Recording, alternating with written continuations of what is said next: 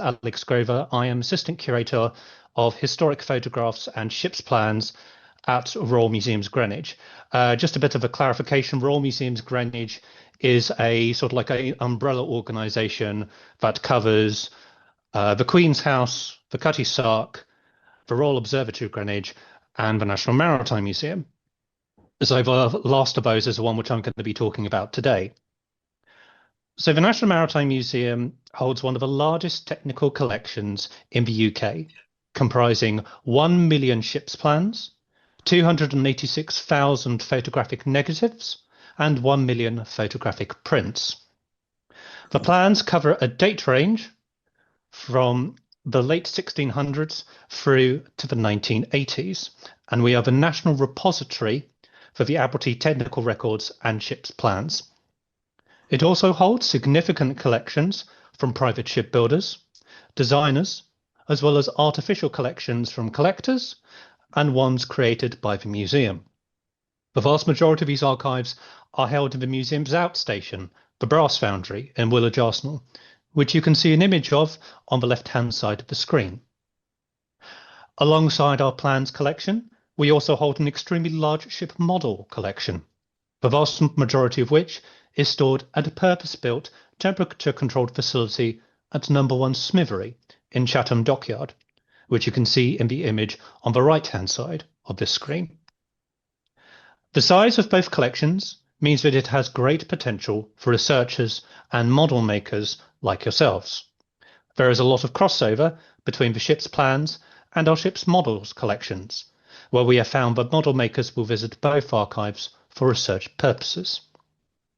The aim of my talk is to provide a brief overview of the museum's ship's plans and model collection, delving into the museum's history and highlighting a few key objects here and there.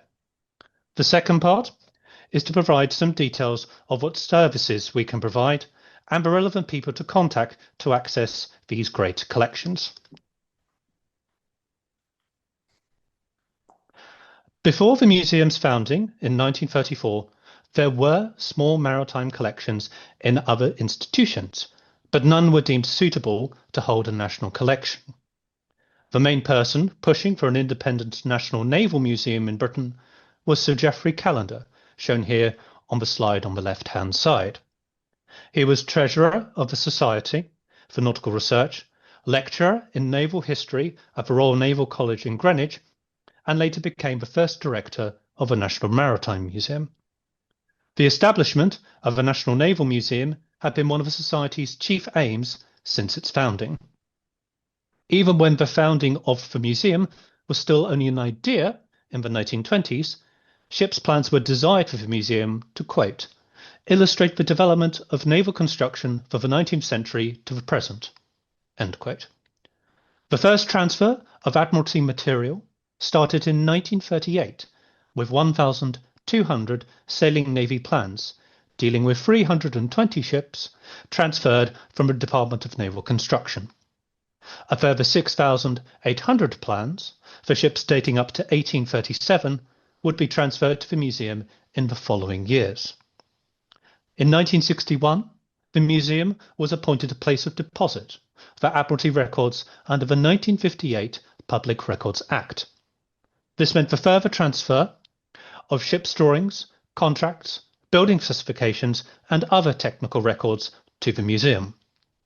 As a result of these transfers, the museum has a virtually unbroken record of technical and historical development of warships from the late 17th century through to the late 1960s.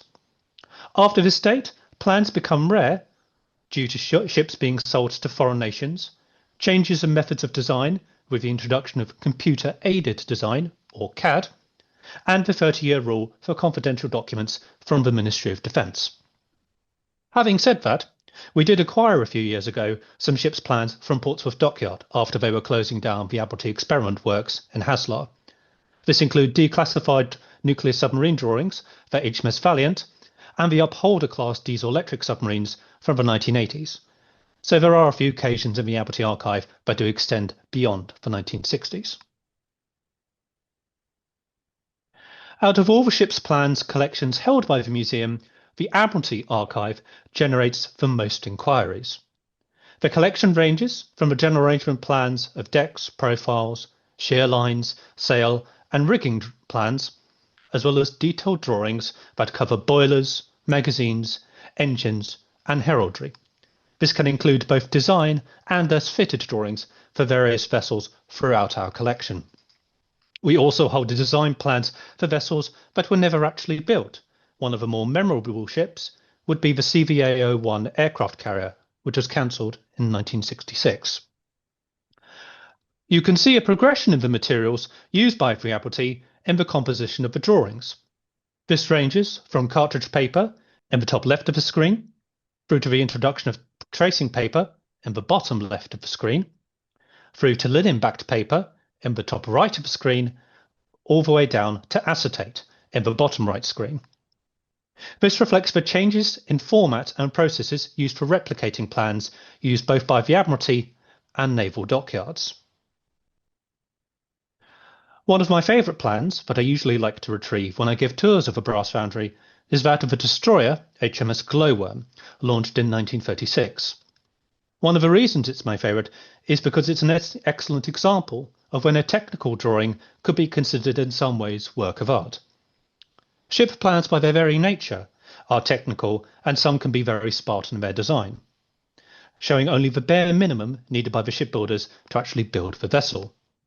Glowworm's plan is the exact opposite of that. The bright colours and use of shading on the funnels, propellers and whale boats on the ship help to accentuate various features and bring the drawing to life in a meaningful way. What I also love about this drawing is the care and attention to detail that the artist took with this plan. On Glowworm's profile drawing on the left-hand side, for example, we find that the shutters on the cabin doors have been highlighted and coloured, which you can see in the bottom left. Even more amazingly, on the upper deck drawings, which is on the right-hand side of the screen, we can see the cross-stitching on the bedsettees in the commanding officer's cabin. This latter example, from a building perspective, is quite unnecessary, but the fact that it's included in the drawing is amazing and helps to add a further artistic dimension to what is quite a technical plan. What I should also mention here is that the two images at the top of the screen are the JPEG files of HMS Glowworm. The two at the bottom are slightly zoomed in versions of the TIFF files. So this gives you an idea of the quality to which we're actually digitizing and printing our ship's plans in our collections. The museum also holds a substantial merchant ship collection, which was established later in the 20th century. In the 1950s, the museum was aware of the accusation that it paid too much attention to Royal Naval affairs and not enough to merchant concerns. To redress this imbalance, the museum contacted various shipyards asking for the donation of original drawings. The first set of drawings received were compiled into an artificial archive by the museum curators known as the MSA collection. Despite receiving plans from a variety of sources, there were not enough drawings individually to warrant their own company collections. From the 1960s onwards, however, with the rapid contraction of the shipbuilding industry, the museum, as did many other archives around the UK, rescued many collections for posterity when the companies ceased to operate. One of my favourite stories about the acquisition of a merchant ship plan collection was that of a Berkeley Curl collection in the 1960s. The Clydeholm Yard, up in Whiteinch near Glasgow, closed in the 1960s and various parts of it were being demolished. A coal bunker on the yard was opened by the demolition team, only to find the inside completely filled to the brim with ship's plans. The person in charge of the demolition, so the story goes, was quite into history and ordered the demolition paused. The plans were packed up and transferred to our museum a few years later. Although every effort has been made to clean the plans, you do occasionally find a few plans from this collection that do have a few specks of coal dust still on them. The museum features collections from various shipbuilders throughout the UK, such as Camper & Nicholson in Southampton and Gosport, Alexander Stevens in Glasgow, and John I. Thornycroft, both in Southampton and also in Chiswick.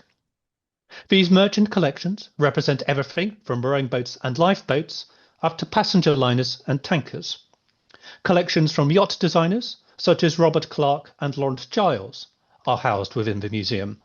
These latter archives were presented to the museum due to preservation concerns or when the original company was downsizing. One collection that bears further mention is the William Denny and Brothers of Dumbarton collection. Virtually the entire Ship's Plans archive, dating from 1844 through to 1963, were presented to the museum after the company went into voluntary liquidation in 1963.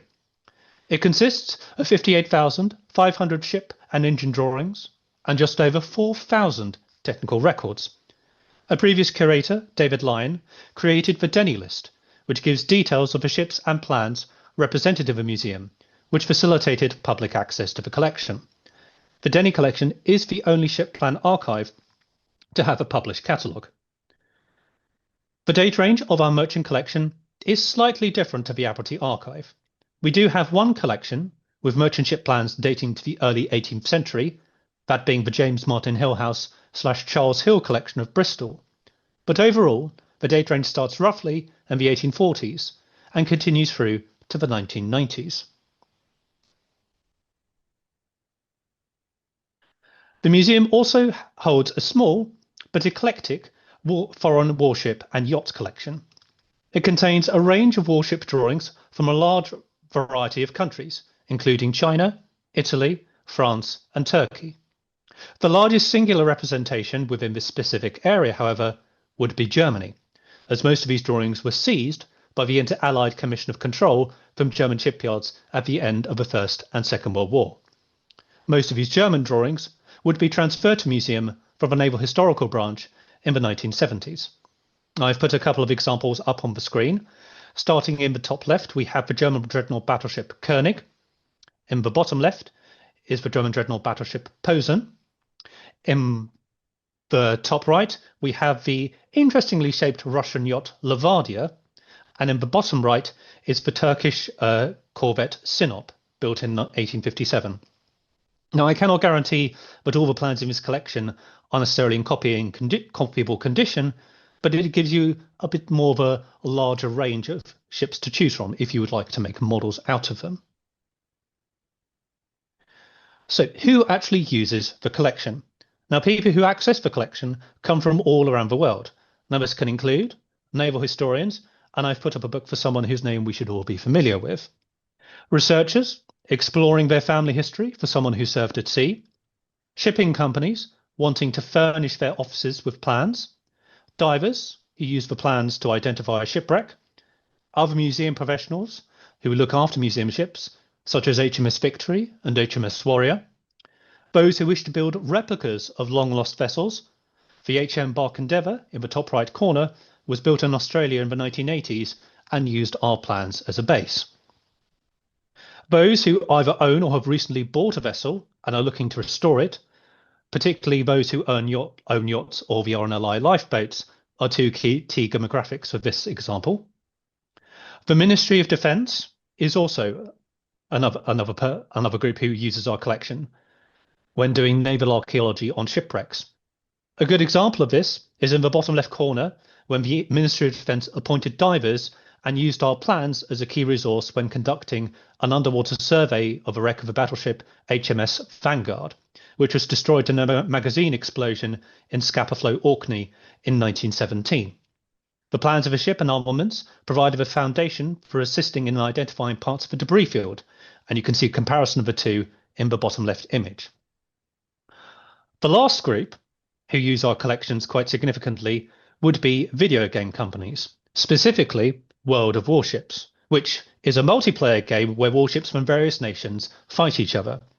Most of the 3D models of the British ships in that game are likely to have been derived from our ship's plans, and possibly also our models collection.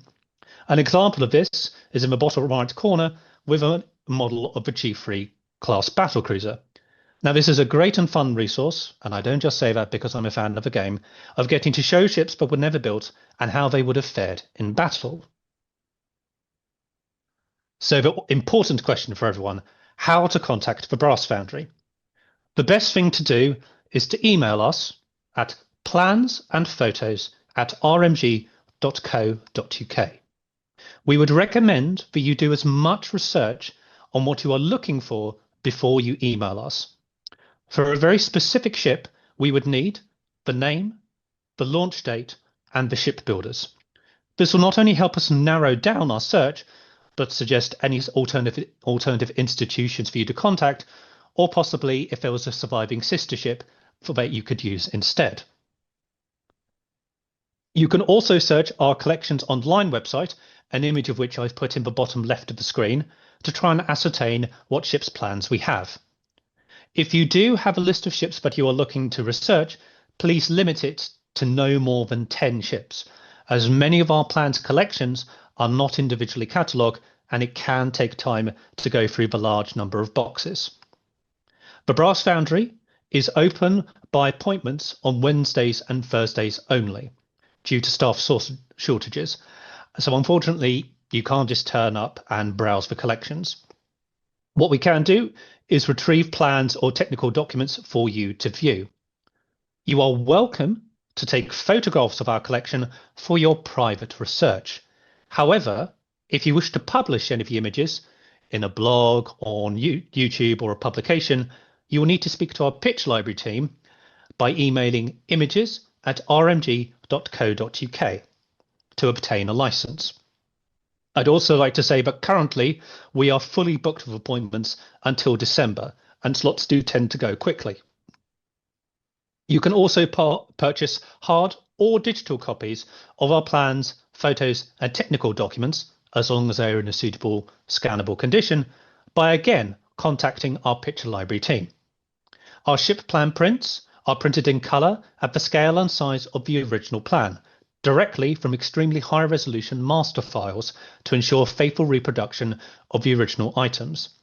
I'd like to add that the scanning process of these ships plans can take up to 8 weeks to accomplish, so I would factor that into your model building schedule. The image in the bottom right hand side of the screen is of our picture library website. So I've as an example, have just typed in Dreadnought, and it gives you an idea of all the digitized ships plans we have for ships called Dreadnought and any other related material. I should also clarify that any surviving plans from the sailing navy period, so that's roughly any warship built before 1840, are stored at the Prince Philip Maritime Collection Centre in Kidbrooke, the email address for which I will show slightly later.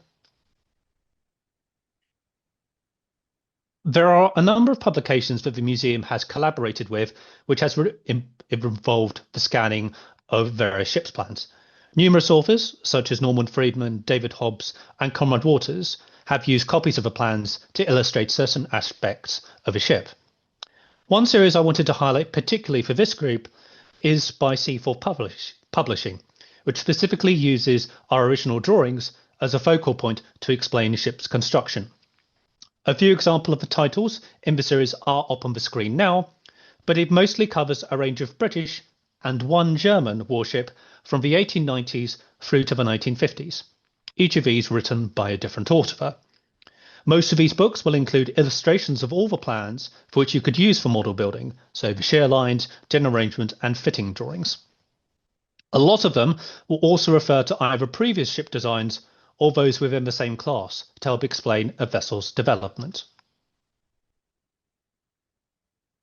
Now we will move on to our ship model store at the number 1 Smithery in Chatham.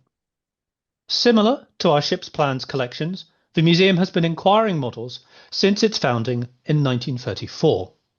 Although we have a few models on display at the National Maritime Museum and a few held at our outstation at Prince Philip Maritime Collection Centre in Kidbrooke, our Chatham storage holds nearly 3,500 ship models. Some of these models have come from a variety of sources, including the Greenwich Hospital collection, the Rotunda in Woolwich, various shipbuilding film builders models, and ship model builders such as Norman O and enthusiasts like yourselves. Most of the models had previously been stored at what I shall say now is PPMCC, which at the time was not the most accessible of buildings. The idea of developing a store at Chatham presented an opportunity to gradually open up the collections as a resource. The decant of ship models freed up space at Kidbrooke to allow for a programme of refurbishing and improving storage for other collections. The idea was to create a store within the then derelict No. 1 Smithery by building a set of pods within the building with built-in environmental controls, the frames of which you can see in the image on the slide. The store project eventually became a partnership between the National Maritime Museum, Chatham Historic Dockyard Trust, and the Imperial War Museum. Now, the No. 1 Smithery was a Grade 2 listed and scheduled ancient monument, but it was a building in a very dilapidated state. The project to actually build the store took 9 years to accomplish, with £5 million of funding from the Heritage Lottery Fund and also funding from the South East England Development Agency, Department for Communities and Local Government, English Heritage, and the National Maritime Museum. Overall, the project cost £13.5 million to complete. Originally, the plan had been to create a ship model store for other organisations, including the Science Museum and the National Museums on Merseyside in Liverpool. However, the Science Museum and National Merseyside Museum in Liverpool dropped out in the early stages for various reasons. It was then discovered that the store alone would be difficult to fund, so the end result, as you can see on the screen, was to include galleries and education spaces, so there was less space for storage, but more of the models could be put on display. The storage solution had to be very bespoke to take up as much of the model collection as possible. Overall, we have 6 storage areas over 2 stories built inside No. 1 Smithery. Most of the models that are under 2 meters in length are stored upstairs, with the rest downstairs. The reason for this is due to the size of the lift, which serves the upper storage floors and restricts what models could be stored upstairs.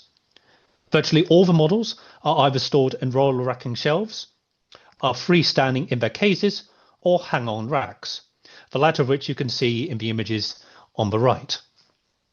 As of 2019, 86% of the space are taken up by National Maritime Museum ship model collections, whilst the remaining 13% is devoted to Imperial War Museum models from IWM Duxford.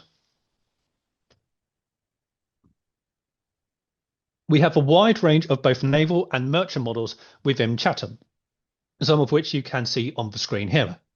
This includes half blocks, small case models, large case models, model cases, fragile boxed models, sectional models, rigged models, crated models, including those from the Imperial War Museum, prisoner of war ship models, some of which are made of bone. The earliest model within our collection is the top middle image on the screen, and is a Navy board model of a full-freight ship dated circa 1650.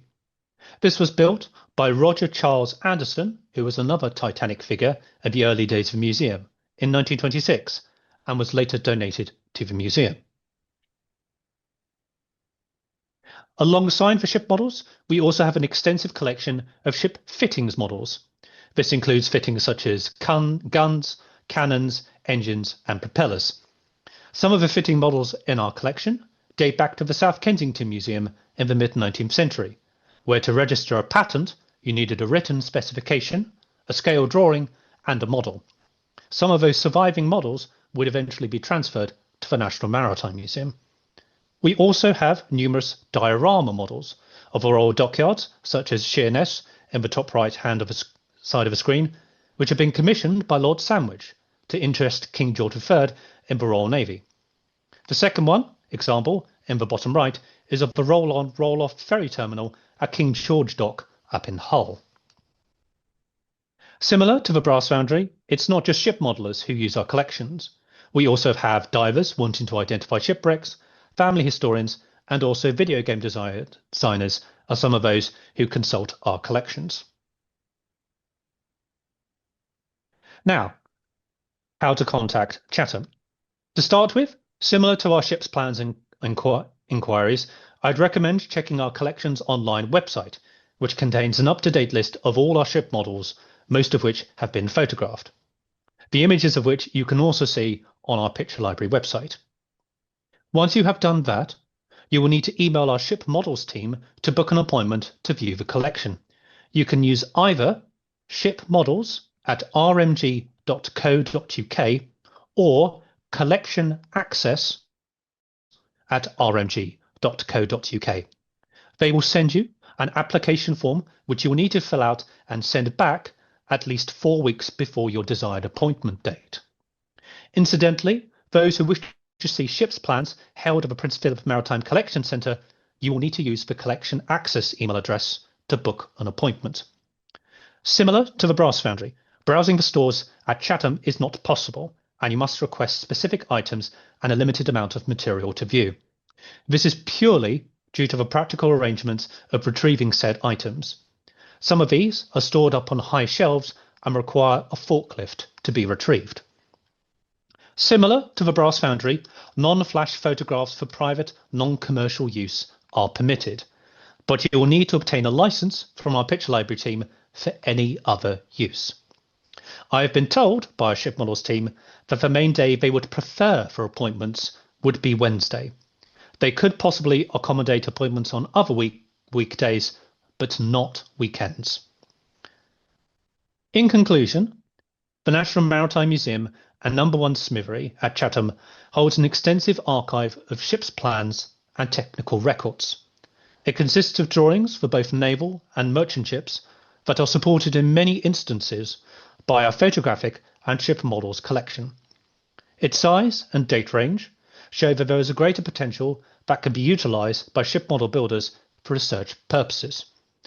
Whilst we encourage you to do as much research as possible before contacting us, we are always more than happy to help out with your inquiries and also facilitating access to our wonderful collections.